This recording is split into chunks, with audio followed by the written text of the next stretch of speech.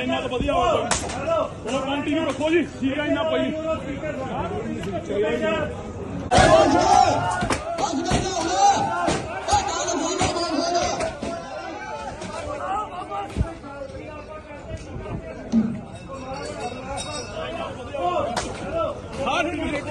ਹੈ ਇੰਨਾ ਕੋਈ ਨਹੀਂ ਜੋ ਇੱਥੇ ਘਟਨਾ ਵਾਪਰੀਆਂ ਉਹਦੇ ਲਈ ਜਿੰਨੇ ਵੀ ਇੱਥੇ ਪਹੁੰਚੇ ਹੋਏ ਨੇ ਸਿੱਖ ਆਵਾਮ ਦਾ ਮੈਂਬਰ ਉਹ ਕੋਈ ਵੀ ਜ਼ਿੰਮੇਵਾਰ ਨਹੀਂ ਹੈ ਕਿਉਂਕਿ ਉਹ ਲੋਕ ਆਪਣੀ ਉਸੇ ਹੈਂਕਰਬਾਜ਼ੀ ਜੋ ਇੰਡੀਆ ਧੱਕੇਸ਼ਾਹੀ ਕਰਦੇ ਨੇ ਹਿਟਲਰਸ਼ਾਹੀ ਦੇ ਹਿਸਾਬ ਨਾਲ ਉਸੇ ਤਰੀਕੇ ਜੋ ਇੱਥੇ ਅੰਦਰ ਇਹ ਅੰਗਰੇਜ਼ੀ ਦੇ ਮੁਲਾਜ਼ਮ ਨੇ ਬੇਨਤੀ ਆਪਣੀ